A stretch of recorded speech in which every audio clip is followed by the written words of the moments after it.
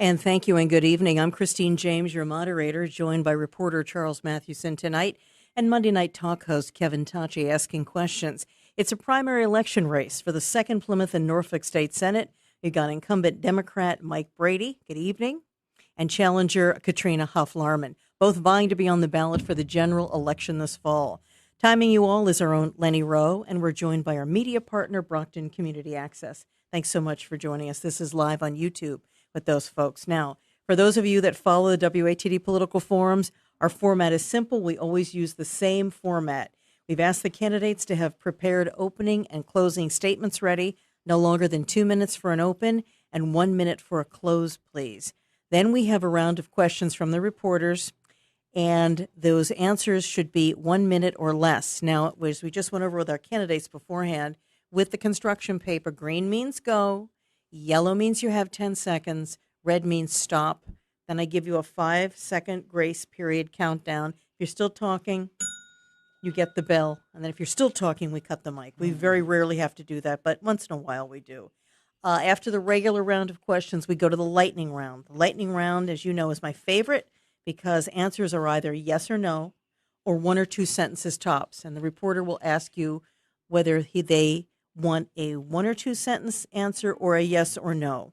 And we always say, please try to keep your answers to around a minute. If you consistently go over, ramble, or start to repeat yourself, then you get the bell.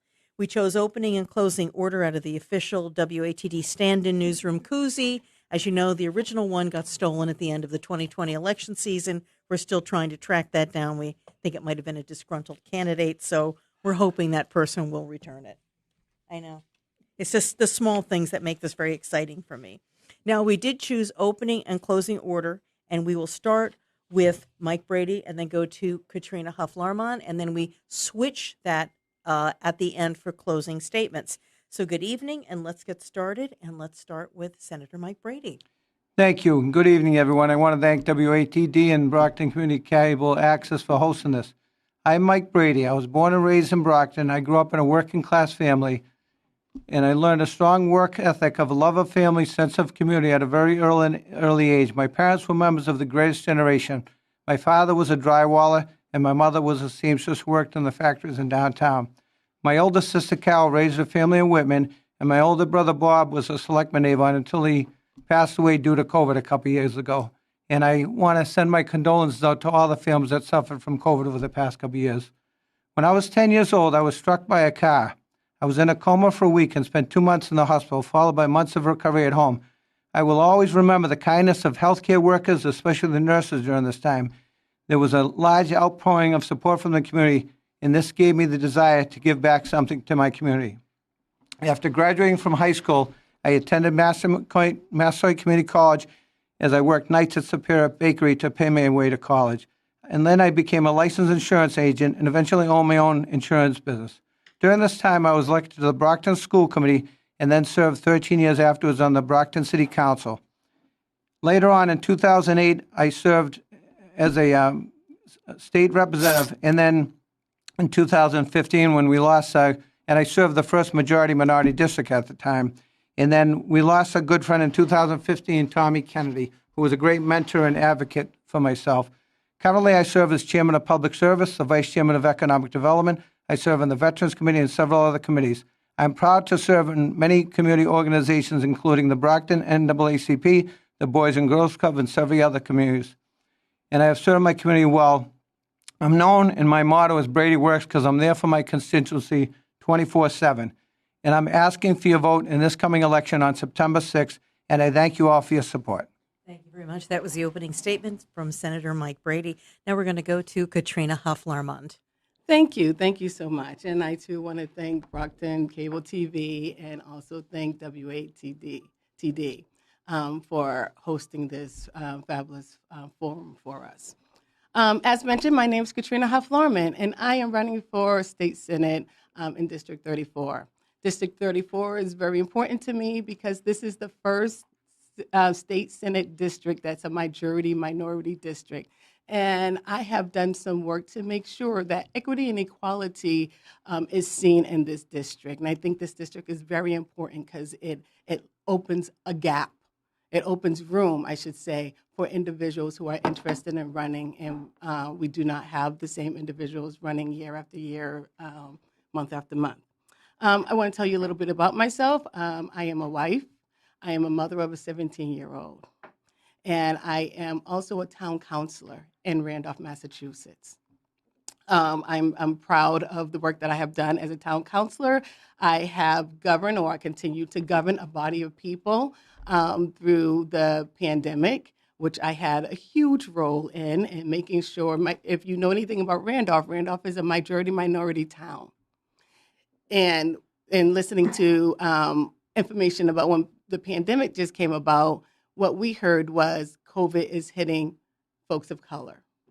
And so I took it upon myself with some other people to make sure that the town of Randolph was a safe community for all who live there.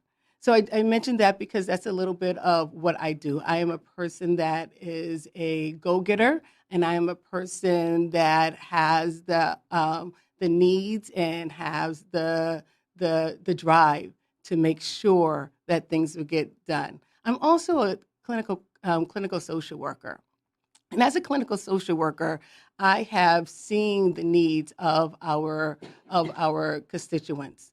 So I want to say that thank you very much for allowing me here. My name's, again, Katrina Hof Larmont, and I'm looking forward to this forum. Thank you very much. And if you're listening, you're not quite sure if you live in this district, the 2nd Plymouth and Norfolk District is all of Avon, Brockton, East Bridgewater, Halifax, Hanson, Randolph precincts 1, 2, 3, 7, and 8, and the town of Whitman, because I know that the district has changed. Let's go to our questions now. Kevin Tachi, host of Monday Night Talk. Your questions for the candidates. Thank you, Christine.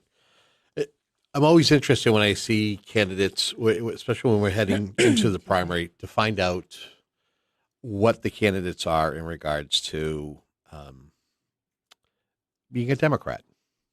What would you say you are as a Democrat? Are you a moderate, super progressive, very progressive, a conservative Democrat, or a progressive old guard, or progressive new guard?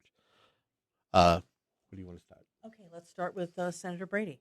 Thank you. I consider myself a left of center Democrat. I'm not a far extreme left Democrat, but I support the working families, and I'm grateful to get the endorsement of the mass nurses, a lot of labor organizations, because I have fought for protective rights of workers' rights. I fought for prevailing wage. I fought for increasing wages and proper staffing levels in the hospitals that we passed some of that legislation.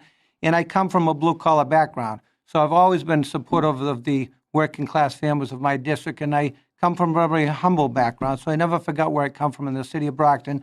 And I've had family all over Plymouth County, and in Avon is my brother, as I mentioned earlier. And I vote for legislation that protects workers' rights and so forth.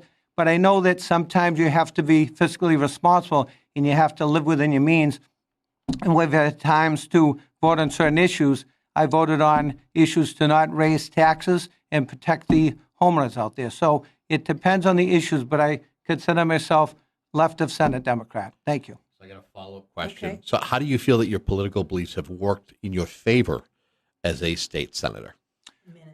Well, thank you. I think that some of the things we voted on, protecting staffing levels, as I mentioned, voting for nurses' rights in the hospitals, voting for funding for the district. We get more funding with the Student Opportunity Act, which I was a big advocate for in the history of the Commonwealth, to support funding for our schools. So that, I think, supports my democratic issues. Same question to you in regards to what type of a Democrat would you say you are? I'm a progressive Democrat. And I say that because I'm a clinical social worker. And if you know anything about clinical social workers, I'm also a professor. And I'm a professor at Simmons University and Boston University in the master's program. And I tell my students, what we do as social workers, we kick oppression's butt. And that means a lot to who we are and what we push forward. I'm a convener. So what I have done in Randolph, when I felt there was a need for a diversity, equity, and equality organization, I was the first one to bring people together because I knew that there was a reason that a DEI coalition was needed. Again, I'll go back to COVID. When I knew that COVID was affecting our community, I was the first one to know that COVID is affecting Black and brown people, and we need action today. So how do you feel that your political beliefs will work in your favor if you are elected? Because I will be at the table always bringing equity and equality to the table. I am a go-getter. I'm a person who push the doors open to make sure that equity and equality is always in any conversation. So whether we're talking about education, whether we're talking about the Mbta, whether we're talking about healthcare, equity and equality should always be part of that conversation. Now let's go to Charles Mathewson. Questions for the candidates? Kids, you're talking here with two Brockton boys, right, Kevin? Yes, sir. Yes. So Brockton is the city in the district, but it's surrounded by several towns. You have Brockton and Whitman that take from Silver Lake water, and you have Hanson and Halifax who give Silver Lake water to the city. This has been a real controversy for several years. Mike has been very generous with the Central Plymouth Water District Commission in funding. But is it enough when there are no water restrictions in Brockton and the Silver Lake towns are sucking dry? Mike? Thank you. Well, I'm glad you brought that up because we had to come up with a plan. We couldn't even water our lawns in Brockton several years ago, never mind the water drought we're going through now other than the recent rainstorm we had this weekend. But we came up with another plan working with the state to come up with a desalination plan. First time in the history of the Commonwealth and on the East Coast. They've done it for years on ships during our veterans to desalinate water. We have enough water in Brockton, but I do agree we got to do more. When we did that contract to do desalination, so we have plenty of water. We've been able to get new business growth in Brockton, new homes built, new refurbishing. But the city council and the city were asked they can market to other communities, to sell water to other communities. So they have. You mentioned Whitman. There's a development right now going on in the Brockton-Whitman line, a housing development. It's up to the mayor and the city council. They have worked in an agreement to sell water to Whitman. Same thing with East Bridgewater. I know Avon, where my brother lives, it's so bad, the water's terrible there in Randolph as well, so we got to help these other communities. Okay. As a follow-up, we're all aware of the desal plant on the Taunton River and the steps that the city council has taken, but the Silver Lake towns are still going dry. Kingston is outside the district, but they have a huge manganese problem because their wells are taking, they're sucking dry. What else needs to be done, do you think? Well, I've gotten funding in the budget every year to help clean up the Silver Lake and the Montponset ponds in Furnace Brook because they dip into those for cryonic bacteria. Every year I've got hundreds and hundreds of thousands of dollars to help clean up and help these communities as well. So it's very important. And working with the desalination plant, we've been able to ease the burden on the Silver Lake community. Katrina. Yes. Same question. How do you deal with the tension between Brockton and the Silver Lake towns? Well, first I want to say that this is not only a Brockton issue. As I campaigned throughout the district, an individual came up to me from Hanson and said, Katrina, look at the watershed. We're having issues. What can you do about this? And I looked into it, and it seems like there's definitely an issue. And funding is coming from the federal government. And how can we use this money to help better improve this situation? This has been an issue for some time. That's why you're bringing it up today. And I don't know. Only been 100, maybe 102, as long as women have the right to vote. Just want to throw that in there. And I'm not quite sure what to do because it's been around for such a long time. And Mr. Brady has not really found an issue, a way to solve this issue either. Do a follow-up question with Katrina, too? What else would you do? So 1 minute. I also consider, besides bringing in money because of ARPA funds, bringing money in to help this situation, bringing the community together, bringing the region together. So together, everyone that this problem involves could come up with a solution. Like I said, it's been a long time coming. There has not been a solution. Mr. Brady's been doing this longer than I have, and there still have not been a solution. So I want to bring a solution to this situation. I'll give you 30 seconds if you want to respond to that. Thank you. Well, of course, the desalinization was a big start. In every year, I get funding of hundreds and hundreds of thousands of dollars to clean up the bacteria in this area. And I've listened to the residents. I've met at the Council on Aging. I've gone to meeting with the residents. But there is decisions to be made between the local councilors whether they want to decide to continue. I think the city of Brockton should buy the desal plant. That way we would get more oversight over that, and that would help so they can market it more easily, readily available drinking water to these other communities. Any follow-up? You're listening to a political forum here. It's for the 2nd Plymouth and Norfolk State Senate seat. We've got Mike Brady in here, Senator Mike Brady, and Katrina Hof Larmont. Now, I'd like to ask you both a question. Let's change the topic a little bit. How important do you think it is to vote with leadership at the State House, or is your first priority voting the district? Let's start with Katrina. Repeat that question, please. How important do you think it will be to vote with leadership at the State House, or is your first priority voting the district?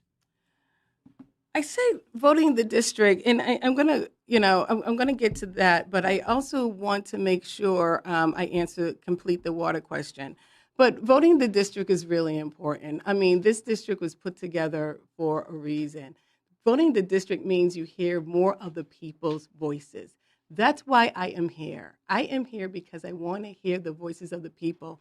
I want to bring the people with me. So this means actually listening to the people, having constituent services. I've already have gone out to each one of these towns and cities to try to bring, to hear from the residents, because from the residents, that's who we take to the State House. So I don't know what to say or what to do at the State House if I haven't listened to the people first.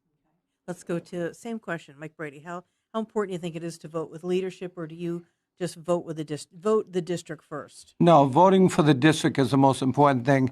We work very well together. I'm very fortunate. I serve in the Ways and Means Committee, so I get along great with my chairman, Mike Rodericks. He's been able to get me funding to help out a lot of things in my district. I know we've had a big situation with Haitian refugees. He's helped to give me millions of dollars to an immigration bill that we helped to get money for the district. But your district is the most important. And sometimes I vote with leadership, and I'm a Democrat. Sometimes I'm voting with Republicans as well. It's based on what's most important for your district. And my record shows sometimes I have not always voted with leadership. Kevin Tachi, questions for the candidates?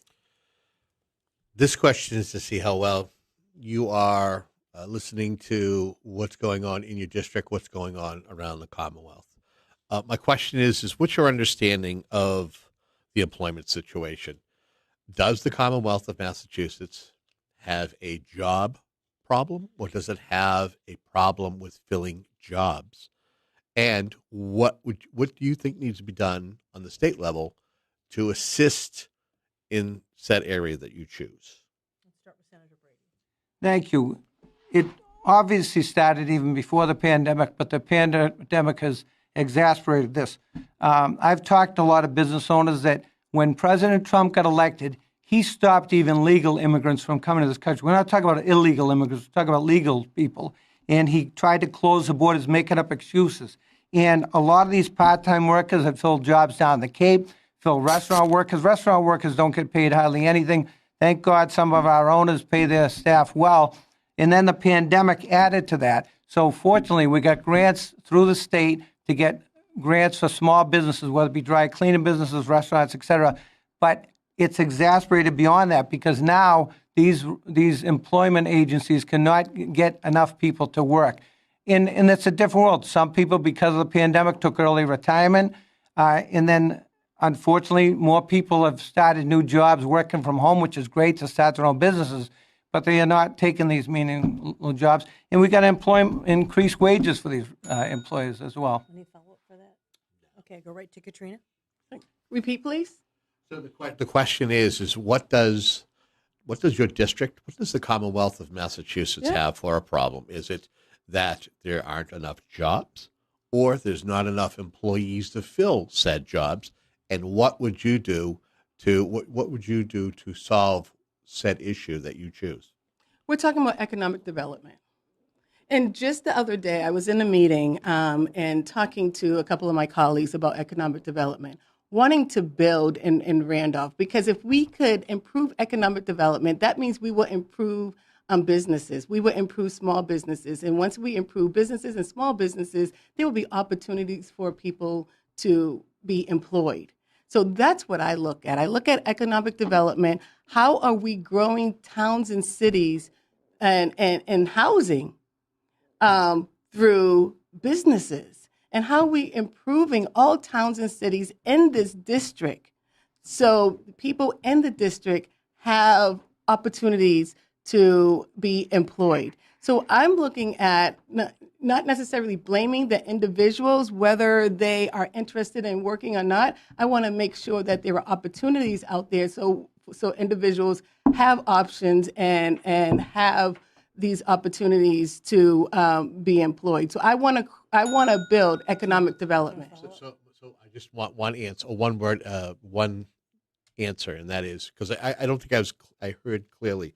So are you saying that there's a job issue or there's an issue with filling jobs? I want to say that we as a state and as government employees should make sure there are enough jobs and jobs. So you're saying that there's a problem? A job issue. There's a job issue. Same question. Is there an issue with having enough jobs or having enough bodies to fill those jobs? No, I think the problem is not enough bodies to fill the jobs. And I've talked to business owners all over the Commonwealth. Yeah. Charles Matthews? We have a bunch, I will say, as a technical term, a bunch of Very technical. yeah ballot questions on the November ballot. A slew. Yeah, yeah, much more than a tidge. And it's going to be very confusing to voters. So I'm going to begin by combining two of those questions and ask you. Let's start with Katrina. One question is to allow fireworks sales, and another is to restore happy hour. How are you going to vote for either of those, fireworks or firewater? Very important questions. Thank you for that question. I will answer that question, but I also want to put on the record that there are many Black and brown individuals in this district and in the Commonwealth that are looking for work. So I will not take the hard work that many of these individuals, especially youth, who are interested in working, but due to maybe circumstances that's happening in the state, or what other reasons why they are unable to find work. This is a real issue, and it happens. If you find that you didn't get to answer a question fully or want to add more, you can always use your time at the end with your closing statement to Okay, put that in. absolutely. Okay? So fireworks and happy hour. I don't know if I thought that well out, but what I do know is that I want to keep our community safe.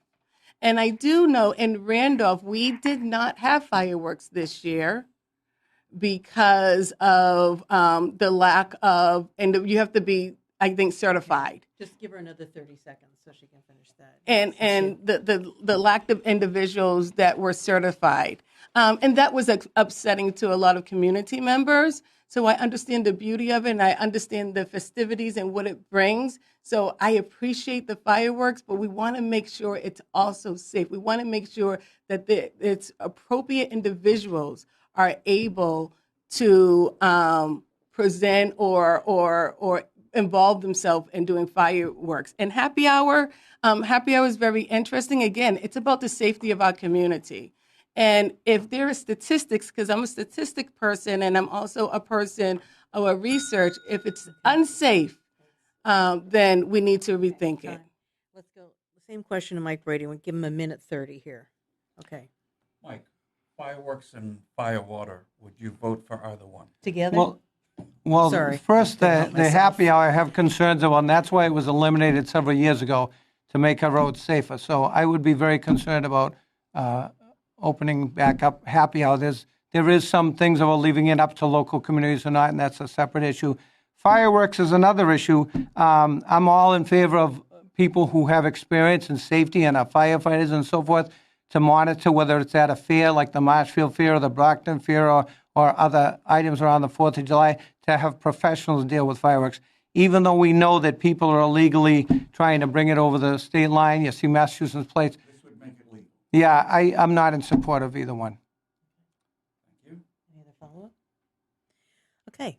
Fair share amendment. Do you support it? Yes or no? Let's start with you, Mike Brady. Thank you. And I've been a strong supporter of the Fair Share Amendment. We voted for it in the Senate and when I was a House member as well. This will bring much needed additional revenue to the Commonwealth for schools and for transportation. Those are the two issues. And I'm a big supporter of public school education funding. I voted for the Student Opportunity Act. I voted back when the Ed Reform Act was in place. So I'm a big supporter of the Fair Share Amendment. And this will not affect anybody making less than $1 million a year. It only affects their income anything above and beyond $1 million. And I know that there's fear-mongering that says, oh, all the millionaires will leave the state.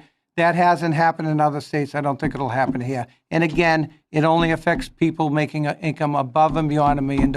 And most of my constituents, there's very few I know that are making over $1 million a year. Okay. Same question, Katrina. Do you support the Fair Share Amendment? Absolutely. Absolutely. I mean, we know that, well, if you know anything about the Fair Share Amendment, you know that an extra 4% will be taxed on those who make $1 million or more. And that extra surplus or money will go towards public schools and education. And when we talk about public schools, we have to talk about early childhood education. And so more opportunities for our youth to have the resources that they need. And we also talk about public transportation. We know at least Brockton and Randolph are have the highest need when it comes to transit services.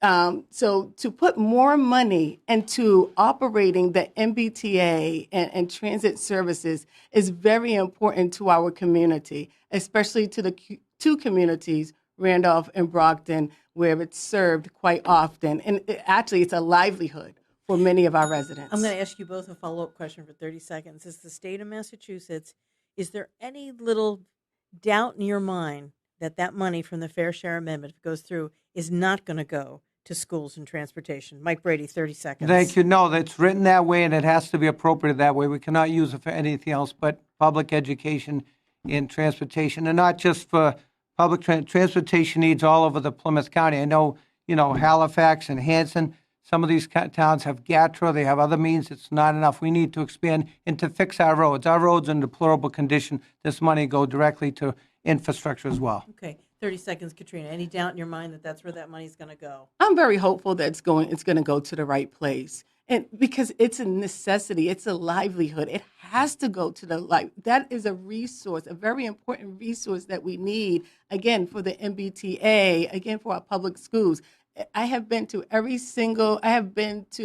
school districts, school committee meetings, and every town and city they're looking for money to educate their students. So it's a livelihood. It has to go to the schools and transportation. Okay. Thank you. You're listening to a WATD political forum here. The race is for the 2nd Plymouth and Norfolk State Senate seat. We're going to take a break and have a few commercials and be back right after this.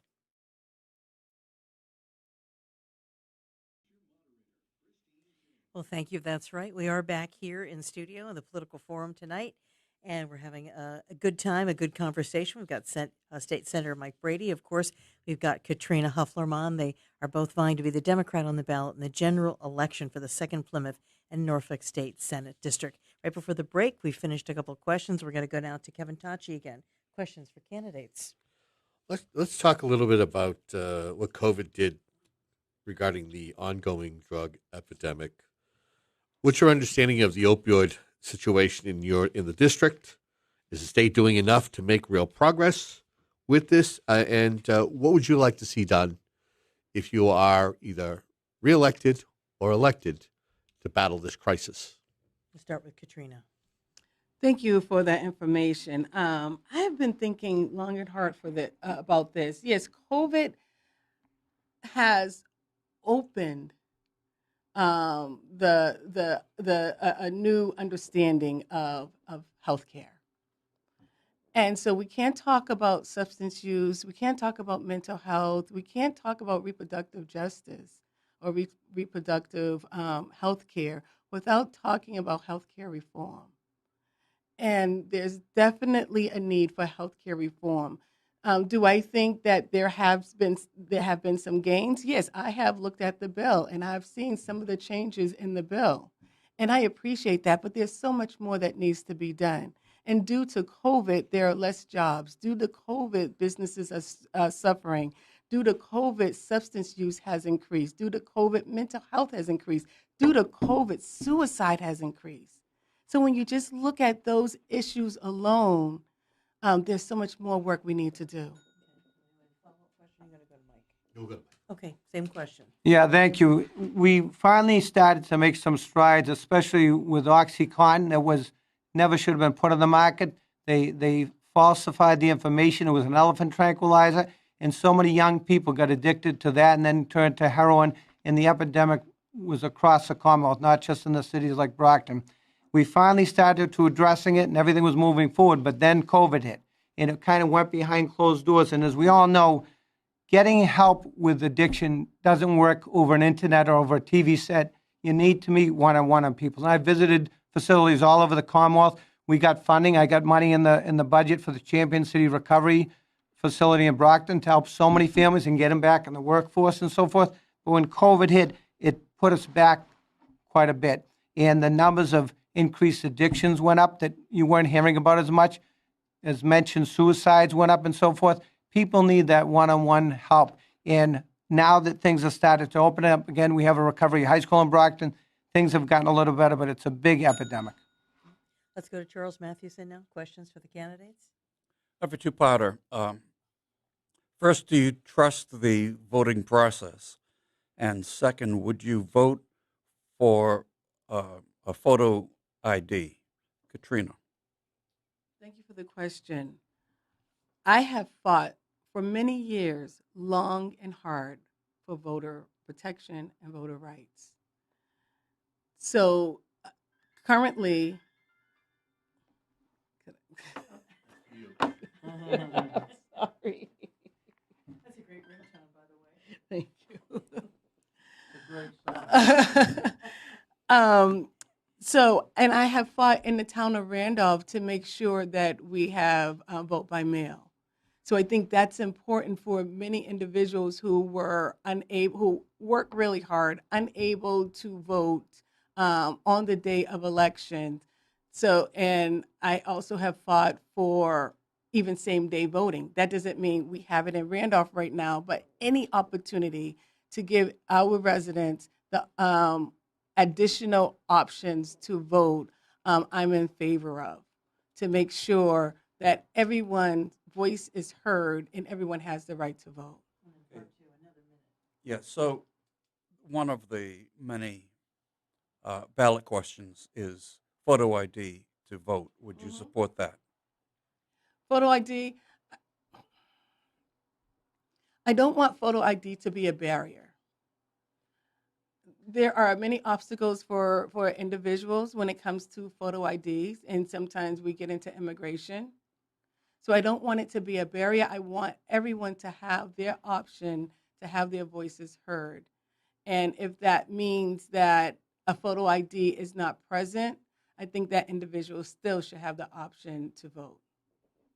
Mike, do you trust the voting process? And would you vote in favor of photo ID to vote?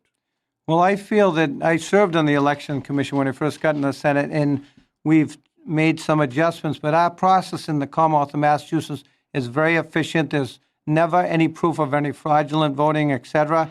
And I think mail-in ballots help people who are working two jobs. They can't get to the ballot on election day. I think that's helped out. We want to get as many people out to vote as possible. Elderly people that are sick can't get down there. I know people personally that have been able to mail in their ballots, and we haven't seen that. As far as the ID situation goes, right now, if somebody's working at a polling booth, they can ask you for your ID if they feel necessary, or they can ask for a bill to see if your address, because people move constantly. So they have a right to ask them for an ID as the law stands, or a proof of address like a bill, a utility bill. So I support the way things are going now. Mail-in ballots are doing fine. We have a function at Westgate Mall, the clerk's office in the towns I represent. They're working very well, but we got to make sure we fund these towns so they can afford to do this.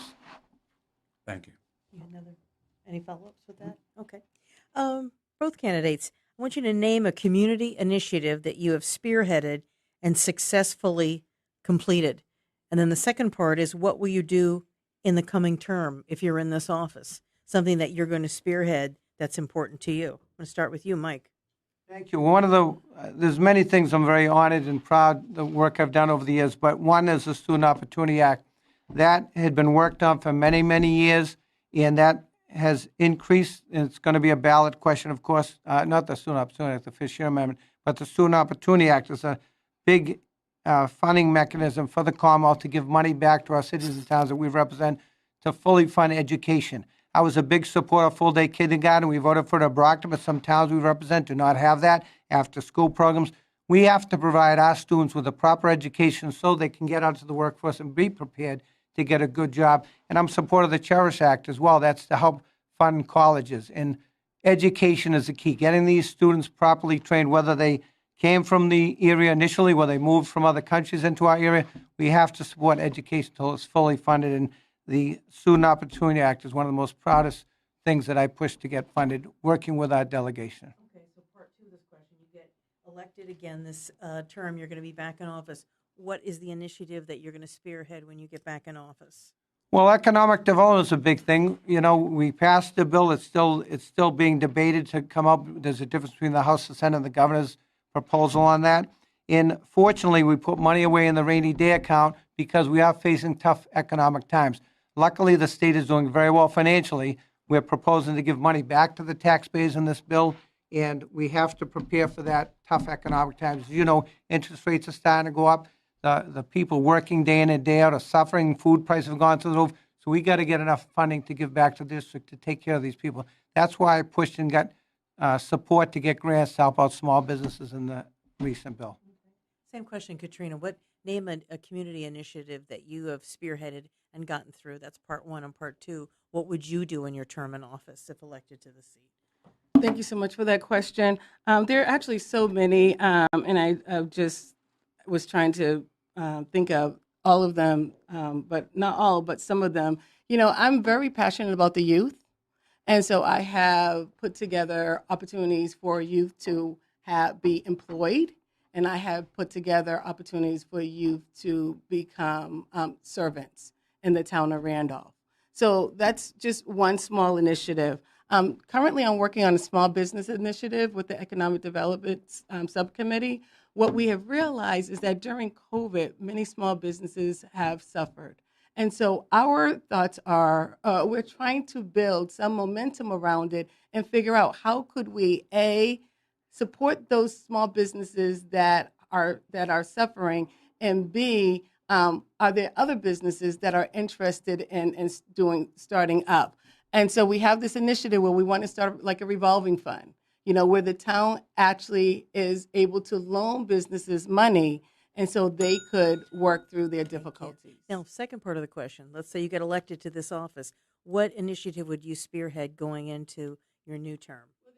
Many initiatives that I really want to look at.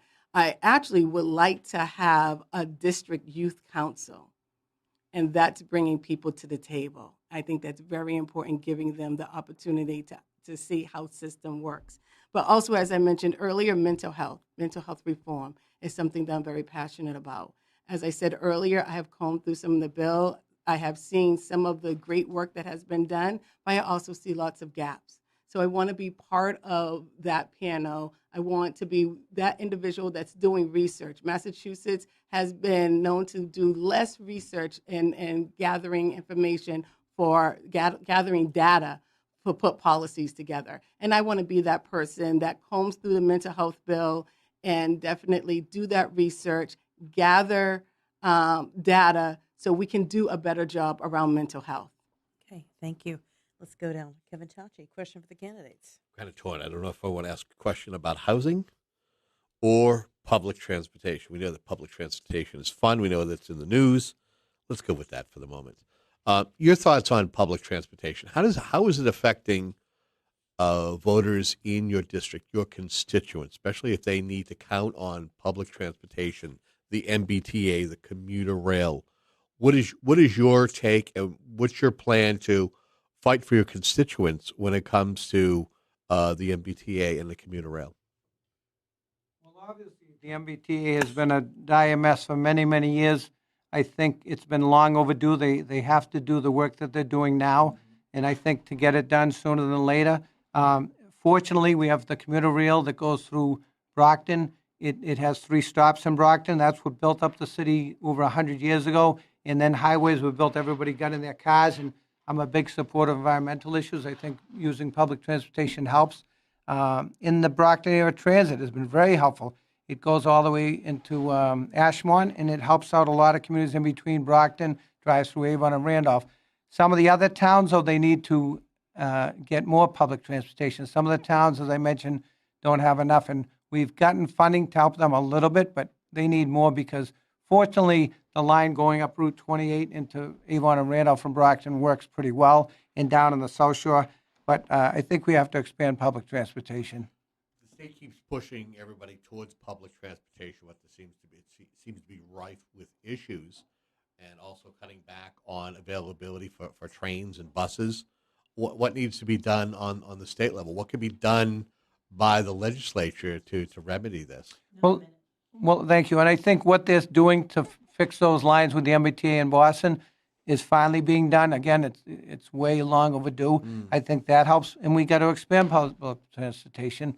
And we've done that with the commuter rail and the Brockton area transit. I work with them constantly. They've been able to get more efficient buses, more energy efficient, not polluting our environment. And they're energy efficient because gas prices have gone through the roof. So that has helped. But we can never do enough. But you have to have accountability, too. You have to have proper oversight. And I don't think this administration in the corner office has done the proper oversight. Hopefully we get a new governor in there, and that'll help moving forward. That'll fix it. Okay. Same question for you. What are you willing to do when it comes to public transportation and your constituents, especially when it comes to issues with the MBTA and the commuter rail? Absolutely. Public transportation, as I mentioned earlier, is very important. Sometimes it's a lifeline for many of our constituents. Currently, I serve on the MBTA Advisory Committee, and I know during what we spoke about during the COVID, when we were deep in COVID in 2020 and 2021, the ridership was down. And because ridership was down, there was much talk about canceling certain stops. But what I did, along with my town manager, Brian Howard, we fought to make sure that those stops remain in Randolph because we knew that the majority, a large percentage of Randolph residents were frontline workers, nurses, work in hospitals, work in, as police officers, as firefighters. So we knew how important it was to make sure that we keep the stops the way they are. So that's what I have done as a town councilor. I definitely will do that and more as a state senator. So what would the legislature? How can the legislature get involved with what's going on with the MBTA and all the issues that it has? We know that the administration has been the lead voice on it, but can the legislation? Could you, as a legislator, do anything to help rectify things when it comes to public transportation? I absolutely hope so. Like I said, not being in that position as a state senator, I was able to have my voice heard. And it wasn't just my voice that was being heard. It was my constituents' voices that were being heard. And sometimes I sat alone with my opinion, and I was okay with that. So imagine if I was in the state Senate seat, how much more work that I could do around the needs of our constituents who are in need of MBTA services and increasing ridership. What's your opinion of your opponent, Katrina? I think my opponent is a very nice guy. That's it. That's it. Mike? Thank you. Well, I think my opponent is a very nice young lady, and she has a wonderful family, and I respect her and her family. And everybody has a right to run for office, and that's part of the open democratic society we have. So you're both going to pass on the opportunity to knock one another.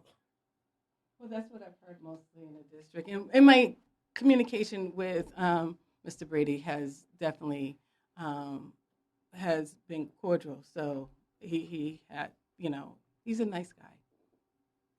And I feel we have to respect everyone who runs for office. It's everybody's right, and it's a given right that our forefathers fought for, to have an open election like this.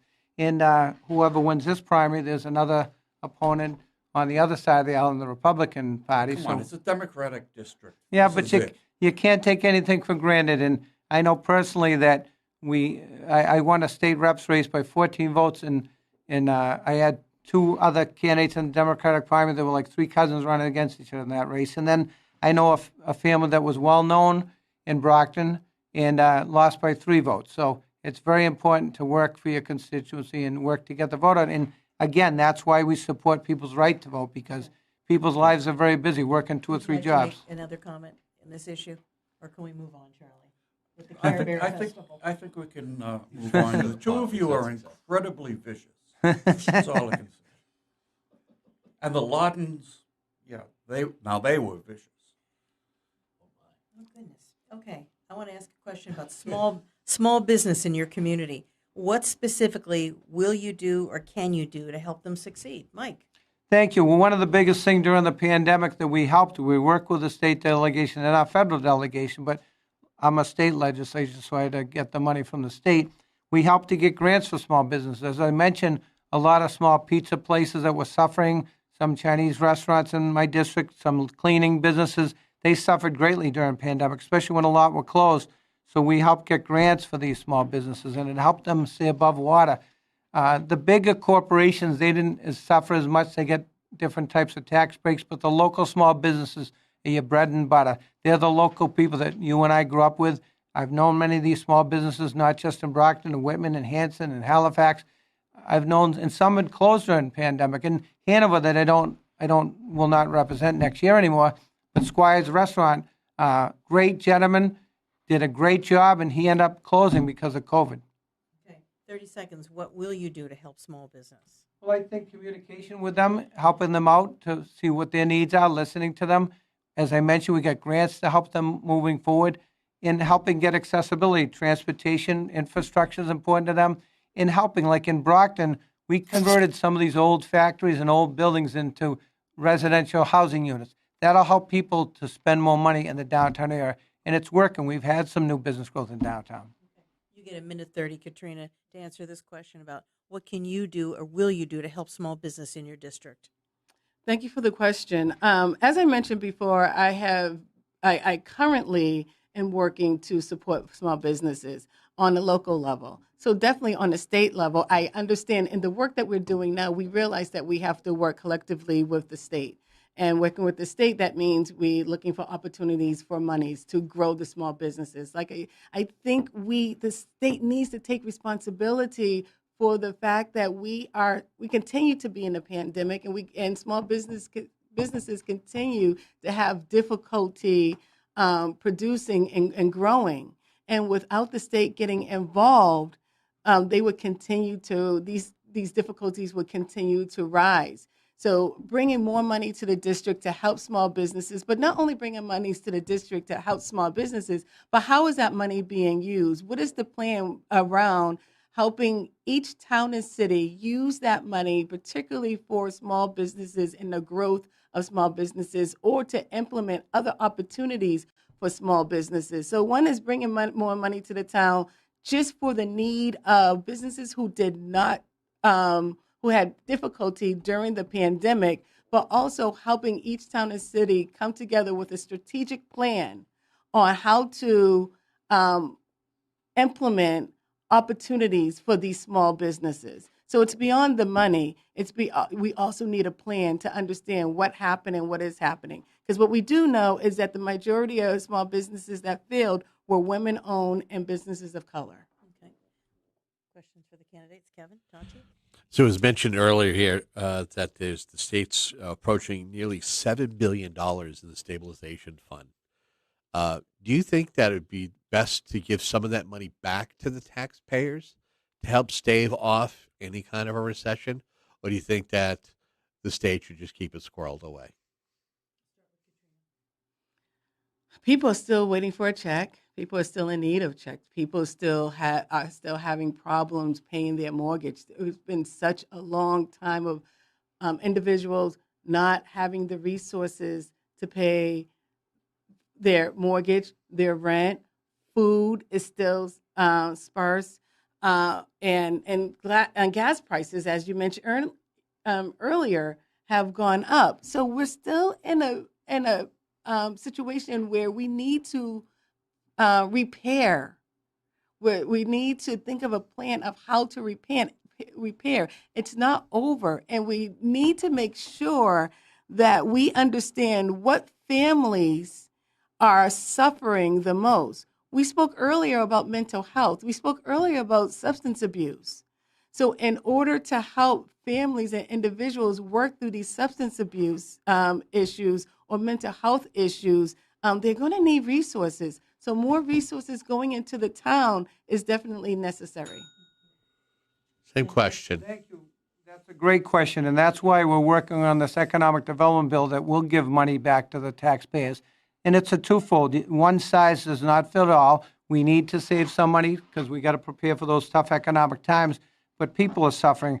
In the economic development bill that's been proposed, there is a fee, acquisition of $250 for people making between $38,000 and $100,000. That's for single people. And then if they're married, they can get a check of $500 to spend as they wish, whether it's for gas, whether it's for food, or whatever the needs are. Then there is initiatives that I got in the budget, over $1 million in that economic bill, to get money back from my district. So if it's money for veterans initiatives, we give money for that. If it's for small businesses, for infrastructure, each area of each community that I represent, they have different needs.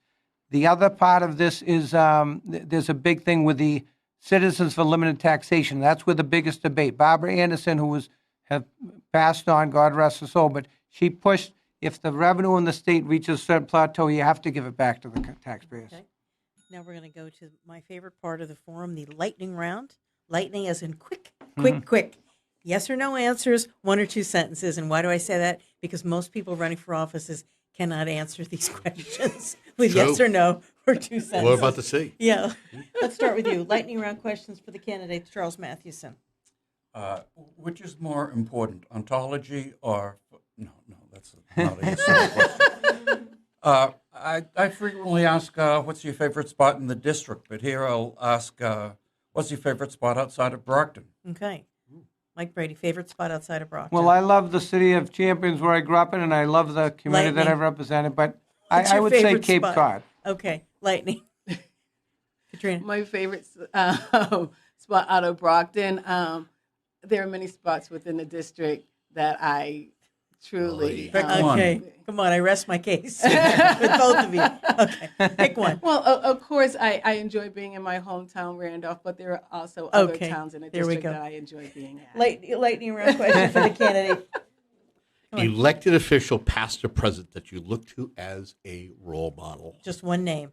Mike Brady. Tom Kennedy, without a doubt. Okay. Katrina. Ayanna Presley. Okay. Just because I have to ask this, even I know you know what I'm going to ask. There are 2 counties involved. Okay. I here. know there, but for the Plymouth County part, Plymouth County government, stay or go. Katrina, stay or go. Stay. Mike Brady. Stay. Okay. I want to do a quick follow up.